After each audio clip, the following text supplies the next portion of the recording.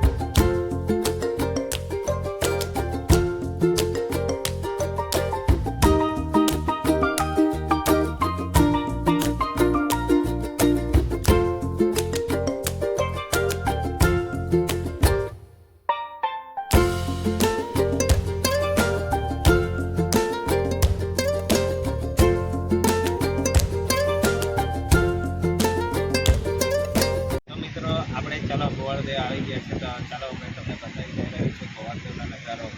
તો મિત્રો આ વિડીયોમાં તમને બતાવું છું કે ગોવર્ધન કૃષ્ણ ભગવાન જે અહીંયા ગાયો ચરાવતો હતો તે આપણે ચાલો એના દર્શન કરી લઈએ અને અમે તમારે બતાવું છું આ વ્લોગમાં. ચાલો.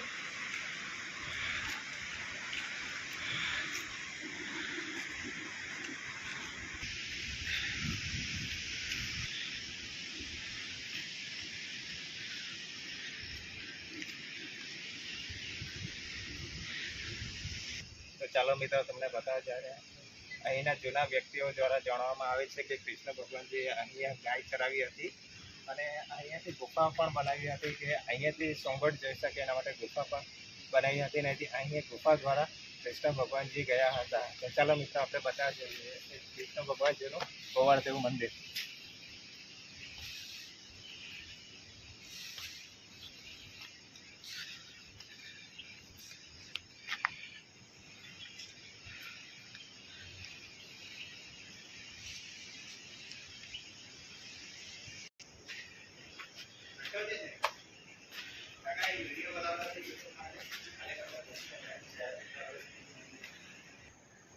કાકા તમે અહીંયા કેટલા વખતથી સેવા કરો?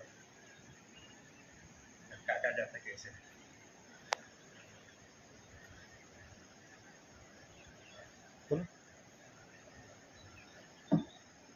કોઈએ કૃષ્ણ ભગવાન હનુમાન હતા. હા, કૃષ્ણ ભગવાન હનુમાનજી. એ લોકોએ 7 દિવસની એક નાઈટ એક નાઈટ એમાં આ પાલ બનાવી. આ પાલ મિત્રો આ મારા પછાડી જોઈ શકો છો. આ પાલ બનાવી હતી. એ તો કડિયાની તળે એવી હતી. બરાબર. એમાં એ લોકો હાથે એકાદ દેવી ગાય બરાબર મહિનાવાળી હતી. બરાબર, એટલે પ્રેગ્નેન્ટ મહિલા હતી. તે 50 ઉઠીને બરાબર, થાકી ગઈ. થાકી ગયા. પથ્થર ઉચકીને મહિલા થાકી ગઈ. નદીમાં એ જો થાકી નહીં જતી ને બરાબર તો નદીમાં જળ પકડેલાથી મકાન બનાવે. બરાબર. એટલે એ અહીંયા છે ને આખી રચના થઈ જતી આપણા મછલો અને ઢોકળા. બરાબર. હા, પેલી થાકી ગઈ કે ગળામાં ઉતરી બરાબર. મોઢામાં મારી. બરાબર. એટલે કૃષ્ણ ભગવાન રહ્યો. બરાબર. પછાડી હનુમાનજી કરવી છે.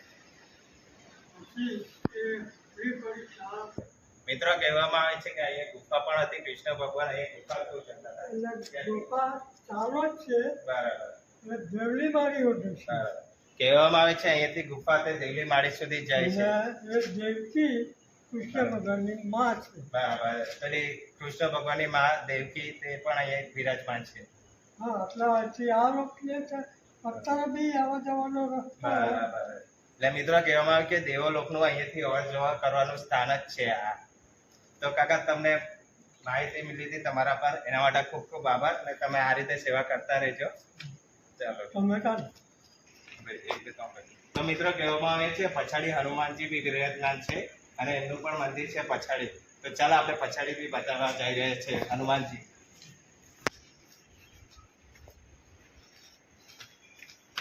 ચાલો ભાઈની ધીમા પડી જાય, હા હા કોઈ અટકાવી દે. હા.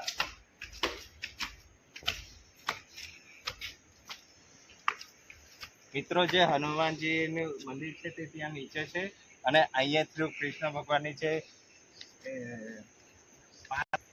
તો મિત્રો ત્યાં નીચે પણ હનુમાનજી છે. ચાલો આપણે બતાવવા જઈ રહ્યા છીએ.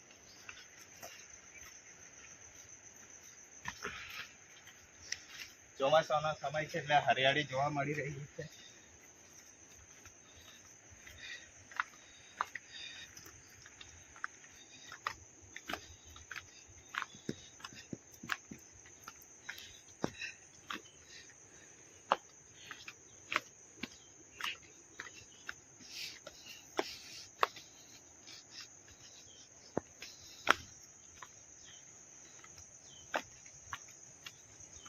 તો મિત્રો આપણે આવી ગયા છે હનુમાનજીના દર્શન કરવા માટે નીચે.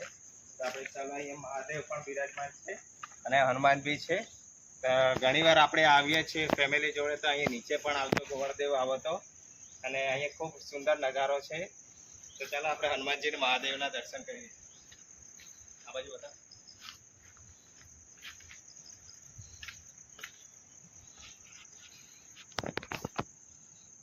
જય મિત્રો અહીંયા મહાદેવજી છે ને અહીંયા બાજુમાં હનુમાનજી છે. આપણે એમને પણ દર્શન કરીએ.